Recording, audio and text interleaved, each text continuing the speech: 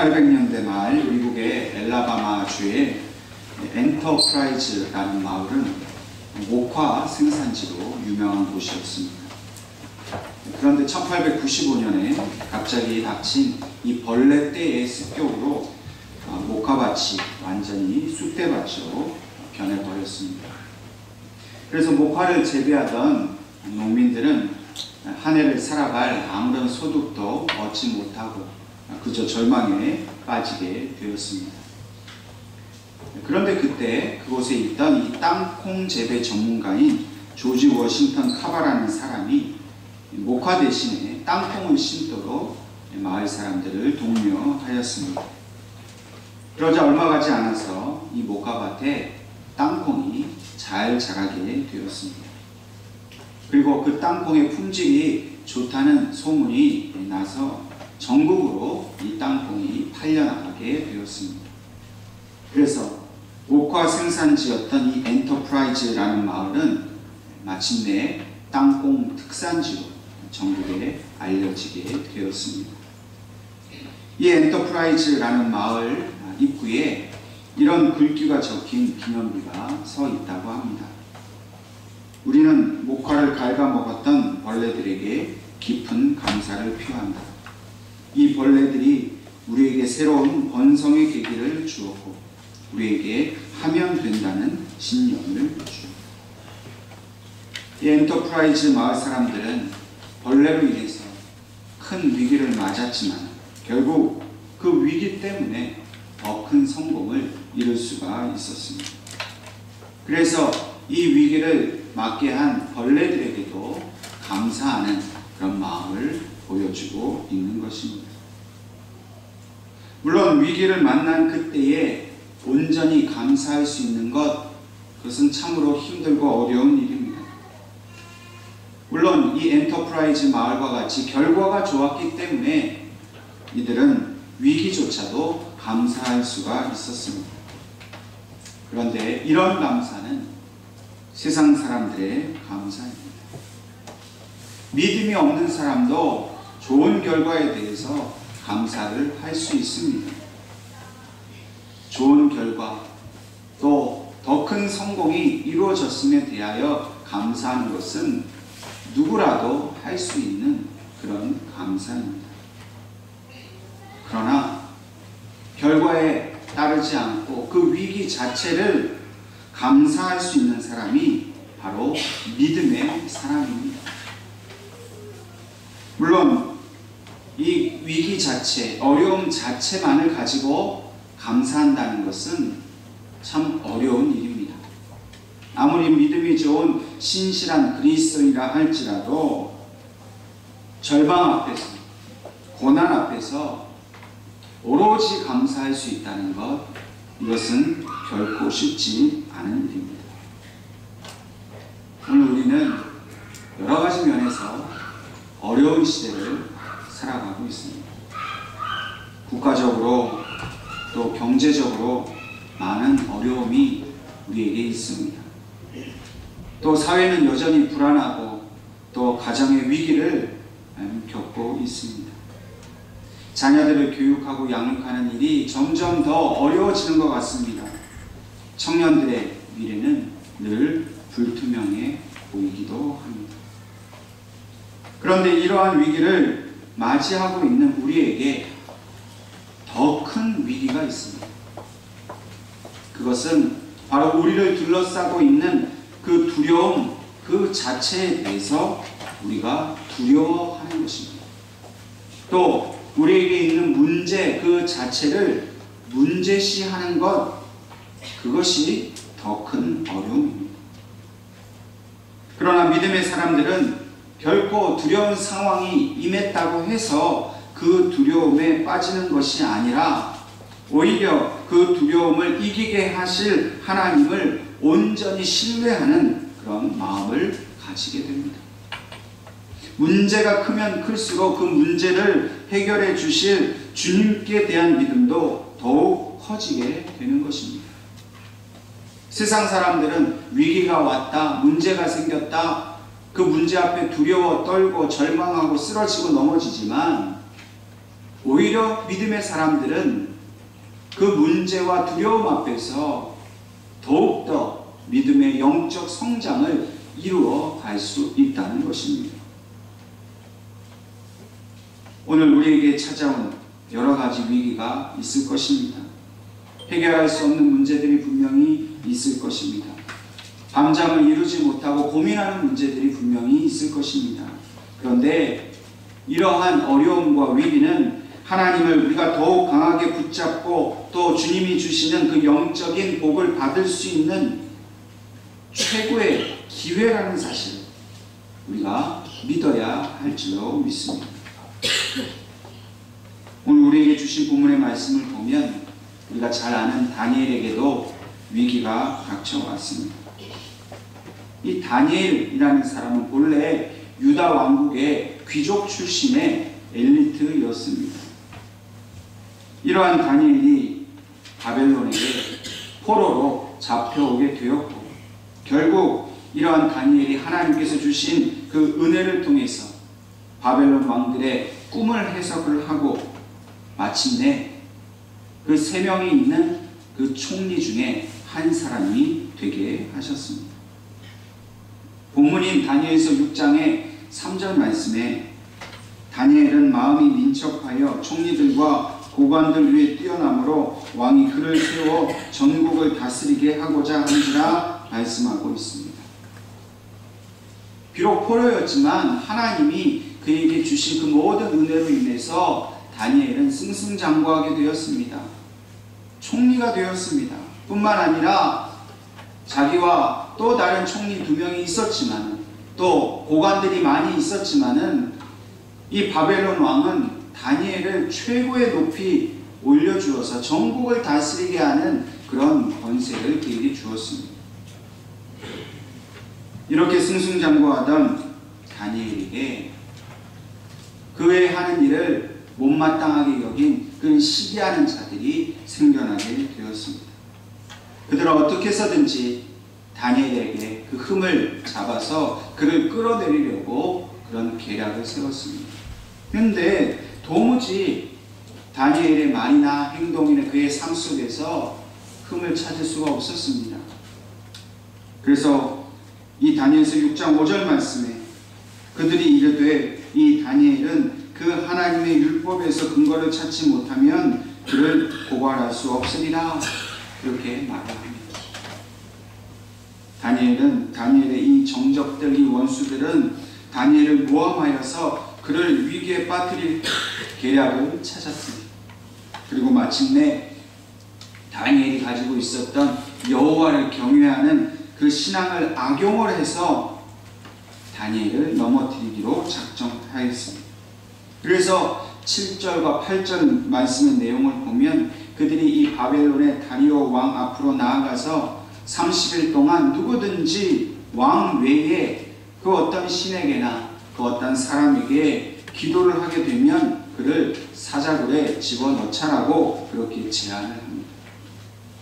그리고 그 왕에게 그 조서에 도장을 찍어서 예외 없이 그 누구도 그 명령을 비껴가지 못하도록 그 명령을 고치지 못하도록 그렇게 손을 썼습니다. 다리오 왕은 그것을 좋게 여겨서 그 조서에 도장을 찍어 금령을 내렸습니다. 이 조서의 내용은 결국 다니엘을 위협하는 내용입니다. 다니엘에게 신앙적 또 영적인 또 생명의 위기가 닥치게 된 것입니다. 왕의 신하들이 제안한 이 금령은 분명히 다니엘을 사자굴에 던져 죽이려는 그들의 완벽한 음모였습니다. 왕이 이 금령은 절대 고치지 않겠다라고 했기 때문에 왕에게 가장 신임을 받고 있었던 이 다니엘이라 할지라도 이 법을 피해갈 수가 없게 된 것입니다.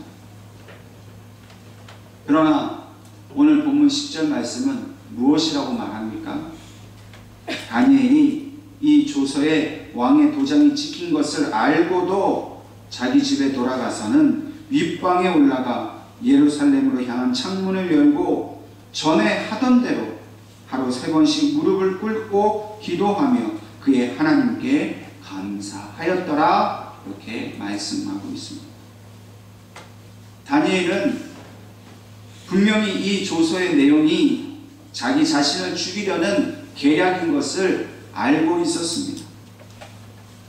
예외 없이 이 명령은 그대로 시행될 것을 알고 있었습니다. 결국 이 내용대로라면 자기 자신은 죽을 수밖에 없는 것을 다니엘은 분명히 알고 있었습니다.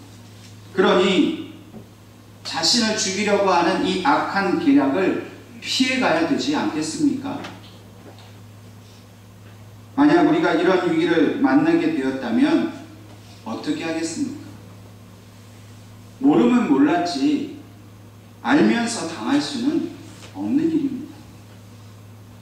알면서도 당하면 우리는 그것을 어리석은 일이라고 말합니다. 지금 다니엘이 하고 있는 일, 알면서도 예전과 같이 하나님 앞에 기도하는 이 일이 우리가 보기에는 얼마나 미련하고 또 무지해 보입니까? 우리 같으면 왕의 신임을 받고 있는 자신의 지위를 이용을 해서 왕에게 이 조서의 내용이 얼마나 부당한 것인지 그렇게 그 왕에게 불평하고 호소를 했을 것입니다. 저들이 자신을 죽이려는 계략일 뿐이라고 그렇게 말하고 더 악한 계략으로 그 원수들을 무너뜨리려고 했을 것입니다.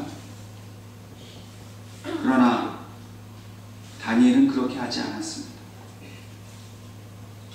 총리의 자리에 오르기까지 하나님께서 전적으로 도와주셨는데 이 명령 하나 때문에 죽어야 한다라는 그 사실을 도저히 받아들일 수가 없었을 것입니다. 그러나 다니엘은 그렇게 하지 않았습니다.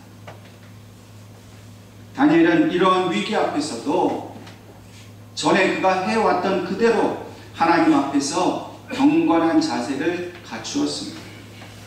또한 하나님을 인정하고 하나님을 경외하는 자기의 그 모든 이 의무를 포기하기보다는 차라리 그들 앞에서 죽는 것을 두려움 없이 선택하였던 것입니다. 사람인 바벨론 왕을 두려워하여서 더 크신 왕이신 여호와 하나님께 마땅히 드려야 할 그 경배를 멈출 수가 없었던 것입니다. 다니엘은 하나님을 온전히 경외하였기 때문에 결코 그 왕의 명령과 그 왕의 명령 뒤에 숨어 있었던 이 원수들의 계략을 두려워하지 않았습니다. 차라리 하나님께 기도하다가 원수의 손에 죽게 되는 것을 더욱더 큰 영광으로 알았던 것입니다. 그래서 다니엘은 집으로 돌아와 자기 윗방에 올라가서 전에 그가 하던 대로 예루살렘으로 향한 그 창문을 열고 기도를 했습니다. 평소에는 그렇게 했을지라도 이날만큼은 창문을 닫고 기도할 수도 있지 않았겠습니까? 다니엘이 이렇게 창문을 여는 것은 자신의 신앙을 공적으로 선포했다는 것을 의미합니다. 원수들이 그들의 집 앞을 지키고 있었습니다. 다니엘이 과연 오늘은 기도할까 안 할까? 그렇게 쳐다보고 있었습니다. 알고 있었지만 다니엘은 예루살렘을 향한 창문을 여는 것을 두려워하지 않았습니다. 그리고 바벨론의 모든 사람들에게 또 바벨론의 왕과 그 원수들에게도 자신의 믿음이 이렇다라는 것을 당당하게 보여주었습니다. 차라리 죽을지언정 빼앗긴 내 조국 예루살렘을 향한 기도, 또한 이 기도를 받으실 여호와가 참 하나님이신 것을 인정하는 그 기도를 쉴 수가 없었다는 것입니다. 죽으면 죽었지, 하나님을 위해 기도하는 일, 그것을 멈출 수 없다는 믿음의 결단을 다니엘은 보여주었던 것입니다. 그리고 하루에 3번씩 무릎을 꿇고 하나님께 기도했습니다. 위기가 왔다고 해서 기도의 횟수가 줄지 않았습니다. 전에 하던 그대로 똑같이 변함없이 기도했습니다. 흐트러짐이 없었습니다. 타협하지도 않았습니다. 신실하게 하나님 앞에서 늘 하던 그대로 평소와 같이 자기의 그 자세를 유지하였습니다. 여러분, 우리 같으면 얼마나 마음이 떨렸겠습니까? 진짜 왕의 명령대로 내가 하나님께 기도하면 그들이 나를 정말로 죽일까? 아마도 두려운 마음이 들었을 겁니다. 이렇게 피해볼까 저렇게 피해볼까 하고 생각을 하지 않았겠습니까? 적당히 눈치껏 요령껏 그렇게 해야겠다라고 하지 않았겠습니까? 그러나 이 문제는 요령을 피운다고 해서 결코 해결될 수 없다는 사실을 다니엘은 잘 알고 있었습니다. 그래서 죽으면 죽으리라 하는 이 확고한 신앙의 자세를 취하였습니다. 만약 이렇게 확고하지 않으면 결국 하나님 앞에서는 더욱 부끄러운 일을 당하게 될 것이라는 사실을 다니엘은 잘 알고 있었기 때문입니다. 다니엘은 원수들 앞에서 사람을 두려워하지 아니하고 오히려 하나님을 더욱 경외하면서 하나님이 기뻐하신 일을 위해서 그는 하나님 앞에 기도를 했던 것입니다. 그래서 마지막으로 다니엘은 그의 하나님께 감사하였더라 라고 본문은 우리에게 말씀하고 있습니다. 위기 앞에서 그는 결코 불평하지 않았습니다. 하나님을 원망하지 않았습니다. 왜 나에게 이런 시련을 주시느냐고, 왜 내가 원수 앞에서 이런 죽음의 위기를 당하느냐고 그렇게 낙심하거나 절망하지 않았습니다. 앞서 말씀드린 대로 다니엘은 유다의 귀족이었습니다. 평안하고 풍족한 삶을 살던 사람이었습니다. 그런데 그만 그 나라를 바벨론에게 빼앗기고 포로로서 바벨론에게 끌려왔습니다. 우리 같으면 이런 일만으로도 충분히 절망하고 좌절했을 텐데도 다니엘은 한순간도 절망하지 않았습니다. 왜냐하면 하나님의 신실하심을 알았기 때문입니다. 평안하게 살던 예루살렘을 떠나오게 되면서 바벨론에서 종과 같은 삶을 살았습니다.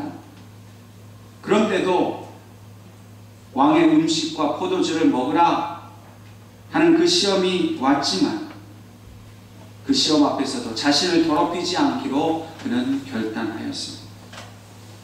결국 하나님께서는 황관장에게 은혜를 주셔서 다니엘이 채소와 물만 먹었는데도 왕의 음식을 먹은 소년들보다 더욱 건강한 모습을 보여주었습니다.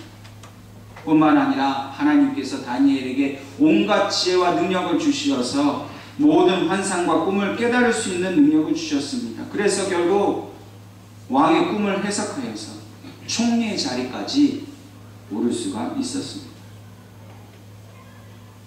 다니엘이 포로로 끌려왔지만 그러나 바벨론에서 하나님은 한순간도 이 다니엘을 떠나지 않으셨습니다.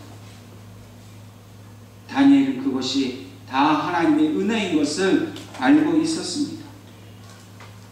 물론 이제 이 원수의 계략 때문에 죽을 수밖에 없는 그런 운명을 맞게 되었지만 그러나 이 상황 속에서도 다니엘은 하나님 앞에 감사하는 기도를 결코 쉬지 않았습니다. 만약 우리 같으면 어떻게 했겠습니까? 하나님, 이 어려움 속에서 나를 살려주십시오. 그렇게 몸부림치면서 고통으로 하나님께 기도하지 않았겠습니까? 다니엘은 그런 고통의 기도를 드린 게 아니라 감사의 기도를 드렸습니다. 왜냐하면 하나님께서는 오직 감사의 기도만 드려야 함을 다니엘은 알았기 때문입니다. 그 어떤 기도보다도 감사하는 기도가 가장 우선적인 기도여야 한다는 것을 이 다니엘은 잘 알고 있었기 때문입니다. 상황이 좋으면 감사하고 결과가 좋지 않으면 불평하는 것, 그것은 옳지 않은 신앙의 태도라는 것을 다니엘은 잘 알고 있었습니다. 다니엘은 그 어떤 위기 앞에서도 오직 감사의 기도를 드리는 것만이 하나님을 영광스럽게 만든다는 것을 알았습니다. 그래서 시편 말씀에도 감사로 제사를 드리는 자가 하나님을 영화롭게 하나니라고 말씀하신 것처럼 다니엘은 그 상황에 상관없이 오직 하나님의 영광을 위해서 감사를 드렸던 것입니다. 오늘 우리도 우리에게 닥친 위기 앞에서 제일 먼저 해야 할 것은 바로 감사입니다. 죽음과 같은 고난이 우리에게 찾아올 때 우리는 너무나 힘들고 어려워합니다. 고통스러워합니다. 감사해야 한다는 것 배워서 지식으로 머리로는 알겠는데 솔직히 말하면 그렇게 힘든 일을 당하면 마음으로 진심으로 하나님 앞에 감사하기가 결코 쉽지 않은 것이 오늘 우리의 모습입니다. 그러나 우리가 이 고통 속에서 진심을 다해 하나님 앞에 감사할 때 하나님은 그 감사를 통해서 모든 영광을 받으시는 줄로 믿으시기를 바랍니다. 세상 사람들은 모두 고통 속에서 좌절하고 원망하고 넘어집니다.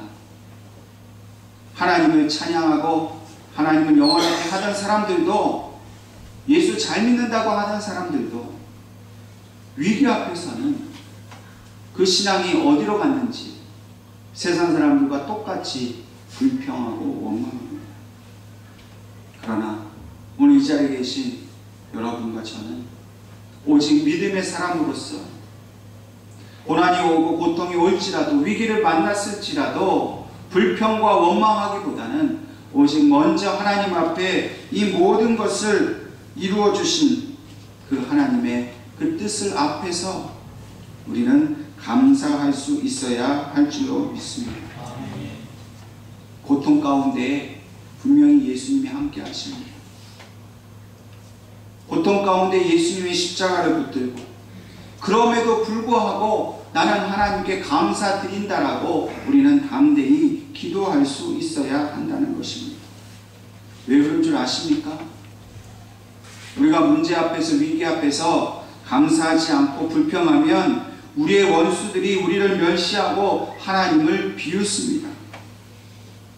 그렇게 하나님 잘 믿는다고, 그렇게 신앙이 좋다고 말하더니 정작 어려움이 닥치니까 마치 하나님이 없는 것처럼 절망에 빠져 있는 모습을 보고 원수들은 우리가 가짜로 하나님 믿는 것이라고 그렇게 우리를 비난합니다. 고난이 올 때 반드시 원수는 우리를 시험해 봅니다. 너의 믿음이 진짜인지 가짜인지 그걸 지켜보고 있다는 것입니다. 그래서 우리가 고난 앞에서 불평하면 거봐라, 너도 불평 앞에서, 그 고난 앞에서 불평할 수밖에 없는 그런 가짜 믿음을 가진 자가 아니냐 말한다는 겁니다. 또 하나님께 대하여서도 비난합니다.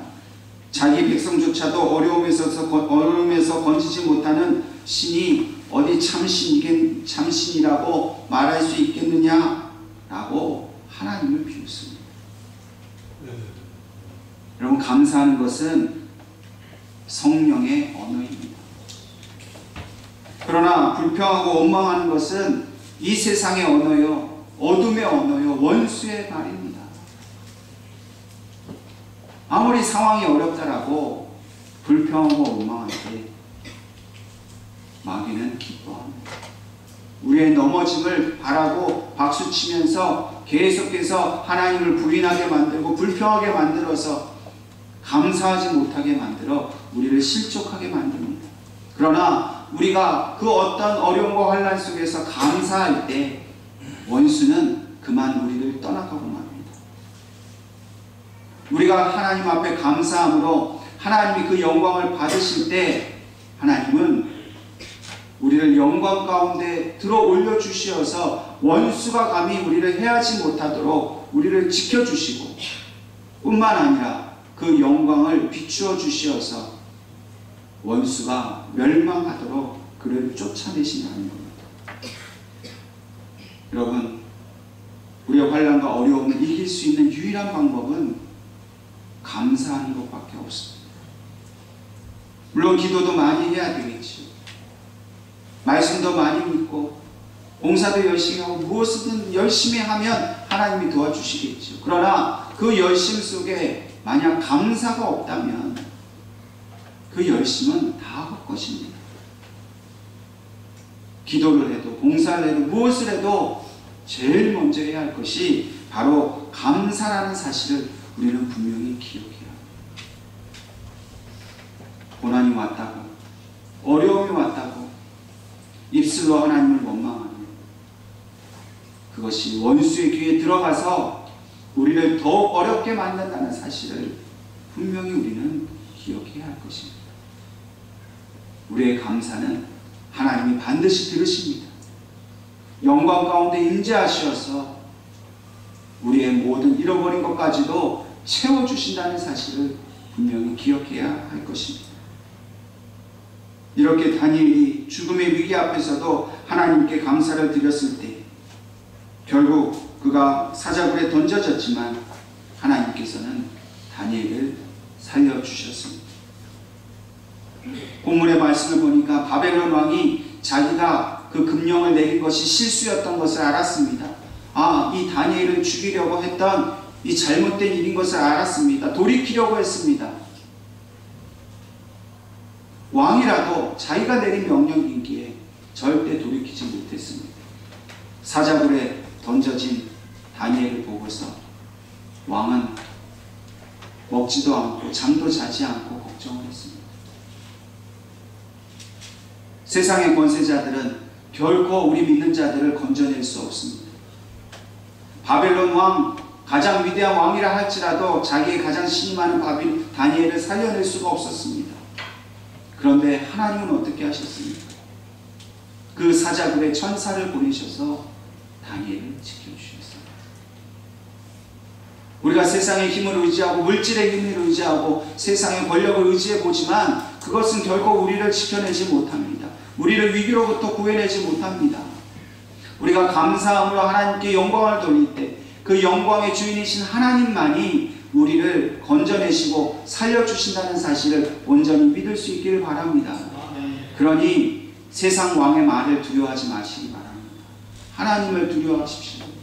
하나님을 경외하십시오. 하나님께만 모든 감사와 찬송을 돌려드릴 수 있기를 바랍니다. 그러면 하나님이 우리를 반드시 지켜주시고 살려주십니다. 오늘 추수감사주일을 맞이하여 이제까지 지켜주시고 이제까지 우리의 필요한 모든 것을 채워주신 하나님께 감사를 드리는 것 너무나 당연한 일입니다.